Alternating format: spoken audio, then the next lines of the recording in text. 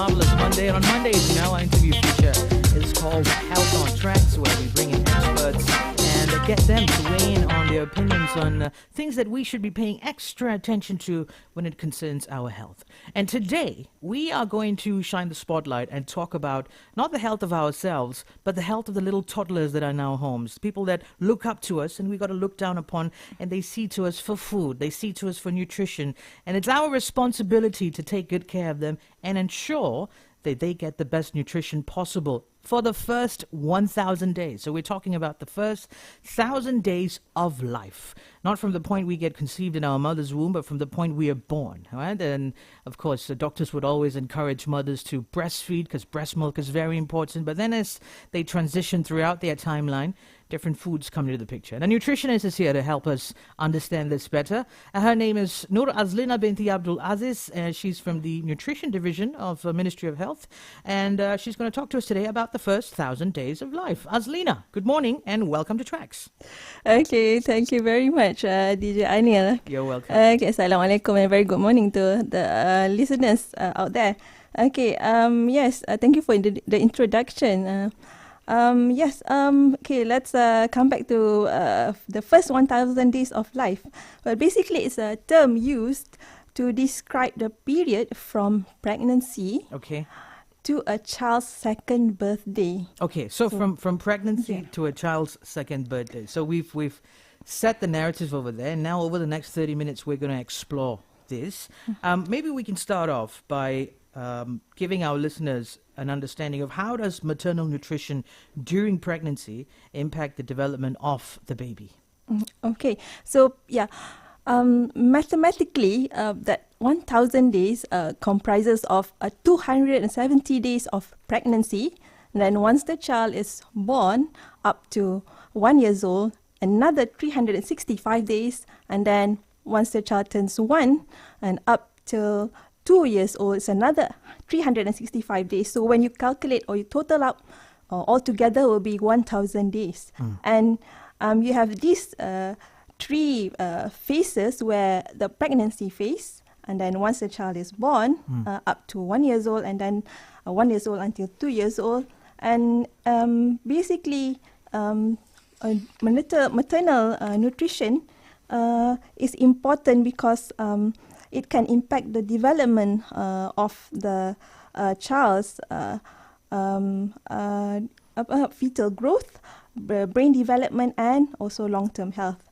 Because why? Maternal nutrition can even influence a child's risk of chronic diseases later in life. For instance, proper folate intake during pregnancy can help prevent neural tube defects in the baby, and good overall nutrition can reduce the risk of obesity and diabetes in the child in later life. Okay, so that's pretty interesting. You mentioned about folic acid, because mothers who are pregnant with children are often prescribed folic acid as an additional nutrition for them to provide that supplement, for the baby. And then it sort of prolongs as well, continues after they've given birth to the child to continue that folic acid, because that sort of, cultivates the milk, the breast milk. So when we talk about breast milk right now, what role does breastfeeding play in a child's growth and development during the first 1,000 days, Azlina? Yeah. Okay.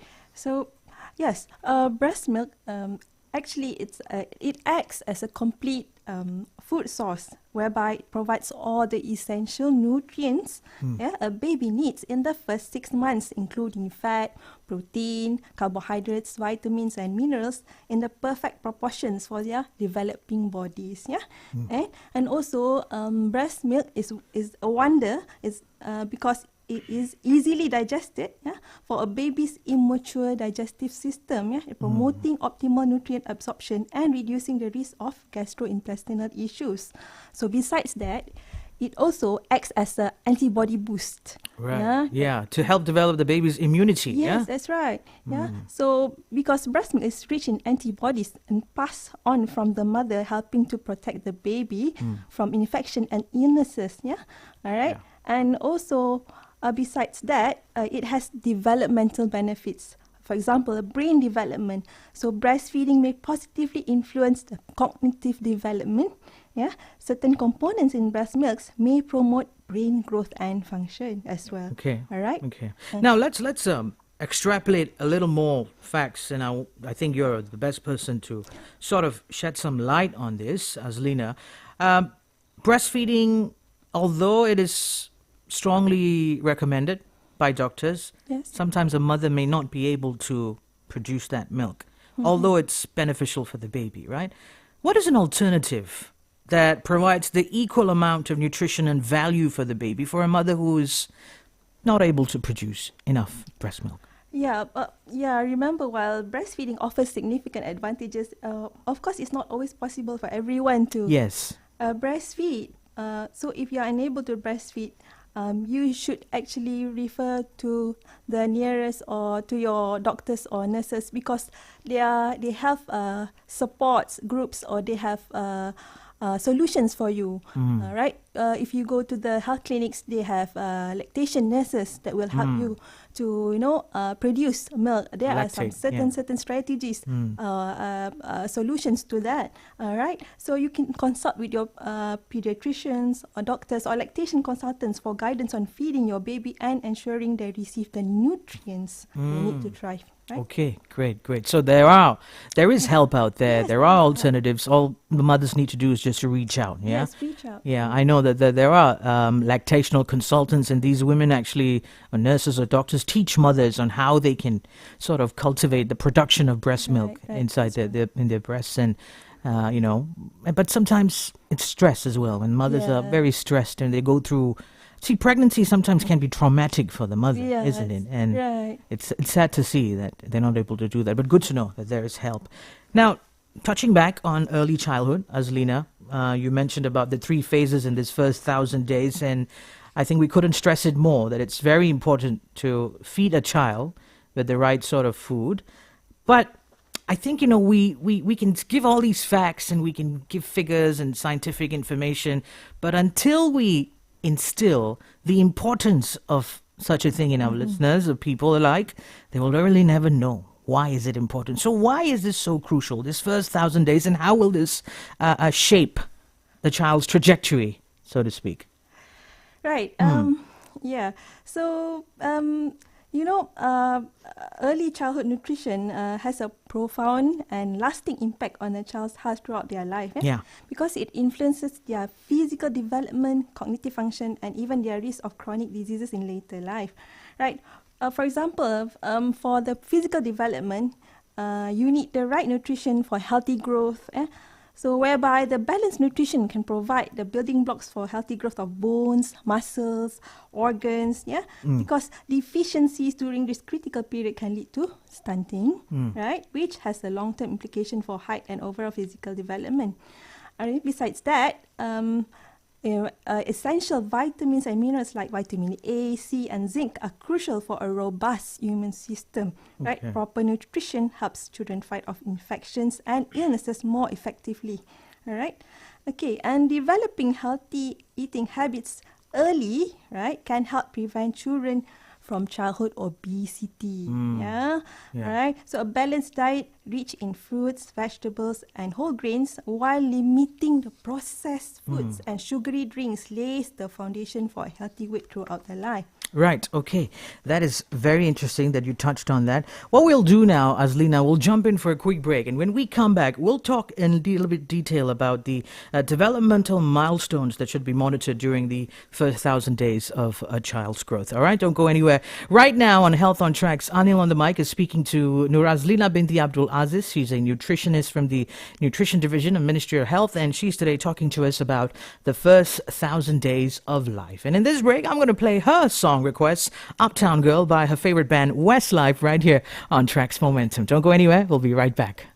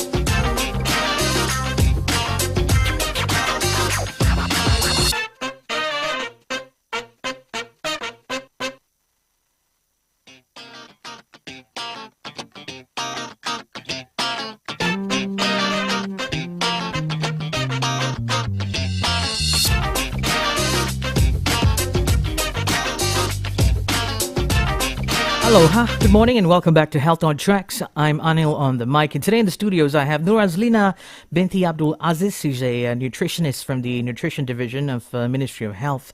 And Azlina today is talking to us about the first 1,000 days of life. Azlina, welcome back to Health on Traxx. So earlier on, before the break, we sort of understood that the first 1,000 days of life is split into 3 phases, and it's very important to give the child the nutrition that the child needs in terms of folic acid, mother's breast milk, and so on. And we also understood how does early childhood nutrition affect the long-term health outcomes of a child. Now let's take a look at the key developmental milestones that should be monitored during the first 1,000 days of a child's birth. Yeah. Okay. So as I mentioned earlier, the 3 phases, right? Yeah. So during conception to birth, the first phase.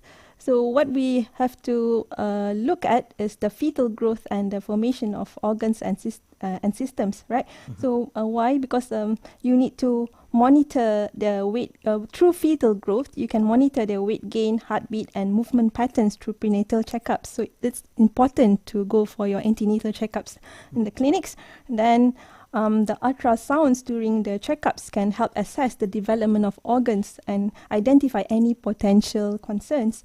Okay, so during the second phase, the first year, birth to 12 months, that's the physical milestone, social and emotional milestones, and also the communication milestones. Okay, for the physical milestones, as simple as lifting up head, rolling over, sitting up with support. So these are all actually, you have the pictures in our buku rekod kesihatan kanak-kanak. That's the blue one, book. yeah, it's a blue book if you refer to a boy. Okay. It's a pink book if it's a for girl. Yeah. Right, Okay. So, and these pictures Yeah. of developmental milestones are already there in the book. I So see. once you go to our health clinics, right? So you can actually it's not in a wordy or text. It's like a chart. Yeah, it's like a graph or something. Yeah. It's come with pictures, Pictures, right? So okay. pictures of lifting head, rolling over, right? Okay. So for social and emotional milestones, for example, smiling, babbling, making eye contacts, right? So those are the things that you can look for in the first year. And for communication milestones, cooing, babbling, understanding simple words and gestures like pointing, right? So that those are simple things that you can actually look forward for the key development milestones during the first year. And finally, the second year would be 12 to 24 months. Okay. Right? You still have the physical milestone, but the child will be able to do more. For example, walking independently, climbing stairs, running, throwing a ball. Okay.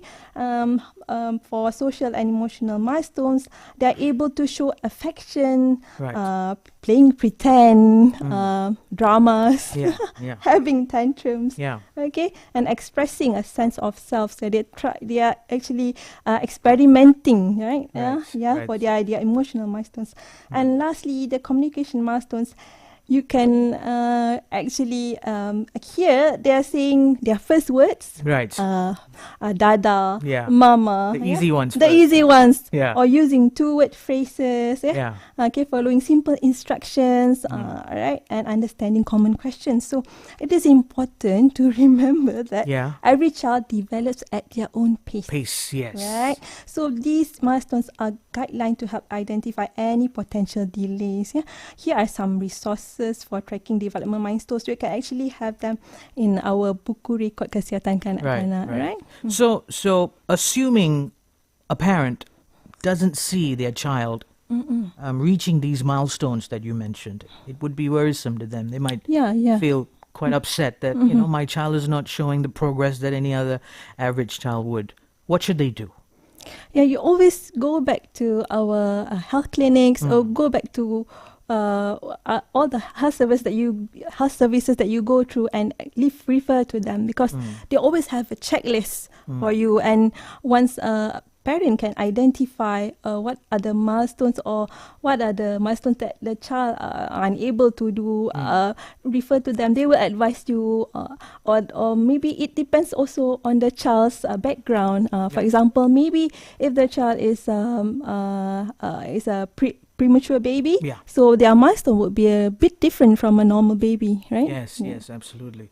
Now, just to go back on breastfeeding, breastfeeding is very important because the breast milk, like we touched on, can help improve and enhance the baby's immunity, as well as emotional and cognitive development. This is in the early stages of birth, right? Right. And I'm sure that this breastfeeding has to go hand in hand with some responsive caregiving as well. So give us a picture on how can this actually help develop and, enhance a child's emotional and cognitive development, Azlina. Right. Okay.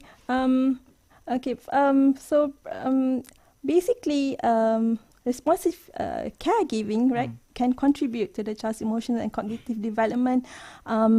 Firstly, by building a secure attachment, right?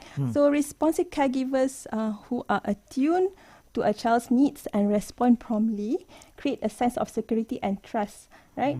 For example, when a baby cries, Right. A responsive caregiver might pick them up, check for their needs and offer comfort. Yeah, because this interaction teaches the baby that their needs are important and they can rely on their caregiver for support. Okay. This builds trust and helps the baby develop healthy emotional regulation skills. Yeah?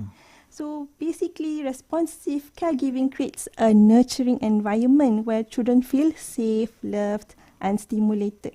So this environment is crucial for optimal emotional and cognitive development, setting the child for setting the stage for a child's lifelong success. Of course. Now from nutrition, let's touch on immunizations, yeah? That's when parents would dread seeing their child just scream in pain when they pierce a syringe through their thighs. It happens all the time. Right, yeah. right. And why is this important during the first 1,000 days, Azlina? Yeah, right. Okay, this is a good question. Now, here's why immunization are particularly important. Because, as you know, the newborn immunity, they're very vulnerable, right? Yeah. Okay, so a newborn's immune system is immature and not yet fully equipped to fight off infections, right? So antibodies received from the mother during pregnancy offer some protection, but this fades over time. So Right. once they turn 1 year old or 2 years old, so the antibodies from the mother's breast milk is no longer enough. Yeah. Okay. All right. And immunization is important because many vaccine preventable diseases can be very serious, even deadly, for young children. So these diseases can lead to complications like pneumonia, brain damage, and even death. And immunization is important because vaccine works by introducing a weakened or inactive form of a virus or bacteria to the body, and this allows the immune system to develop defenses without experiencing the full-blown illness. So early immunization provides crucial protection during this vulnerable time. I see. Right. Okay. Immunization, great. I just thought of asking you something. When it's feeding a child breast milk, right? I heard that it always has to be feeding on demand. So every time a child cries, you feed. But is there a proper routine or a regimented approach every mother should follow in terms of feeding a newborn baby? Or maybe it varies across these three phases. Your thoughts on that, Azlina? Basically, the rule feeding on demand. Actually apply this for my baby as well, right? Right. So it works, right?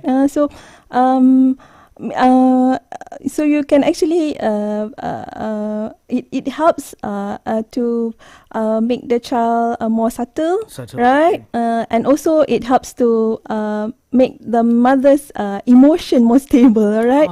So it's a two-way thing. Yeah, it's a two-way thing, right? I see. All right. Okay, great.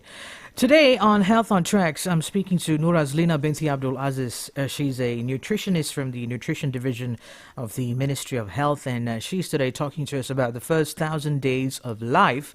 I'll tell you what, Azlina, let's go in for a quick break. When we come back, we'll resume with this very fascinating and intriguing conversation between the both of us. Don't go anywhere. Health on Traxx. We'll be right back.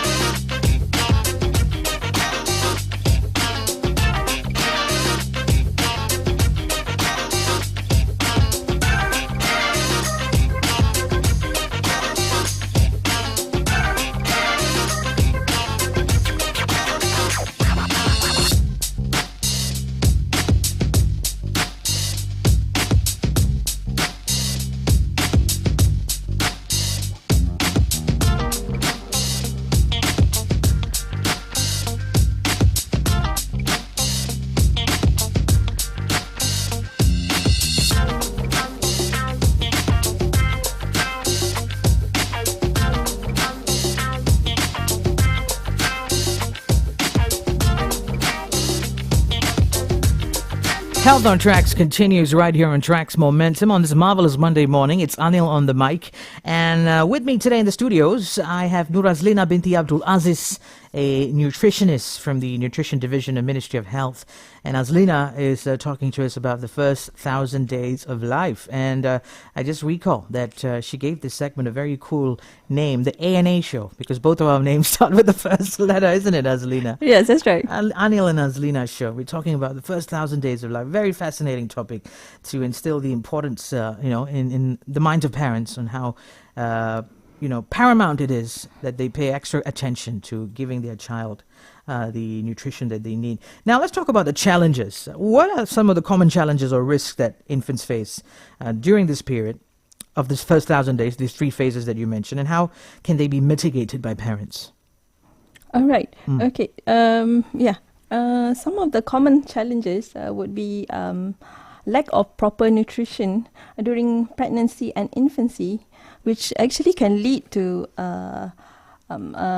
problems, undernutrition problems such as low birth weight, stunting, underweight, weakened immune system, and impact cognitive development. While excessive weight gain in early childhood can actually increases the risk of obesity and chronic diseases later in life, right? Okay. Babies or infants, also faces challenges like infections, because they have an immature immune system, making them vulnerable to infections like respiratory illnesses, diarrhea, and ear infections. All right. So, what are the mitigation strategies that we can look at? All right. So, for the infants, we emphasize on giving breast milk, right? So breastfeeding, as it provides optimal nutrition and antibodies, promoting a healthy immune system and reducing the risk of infections and chronic diseases.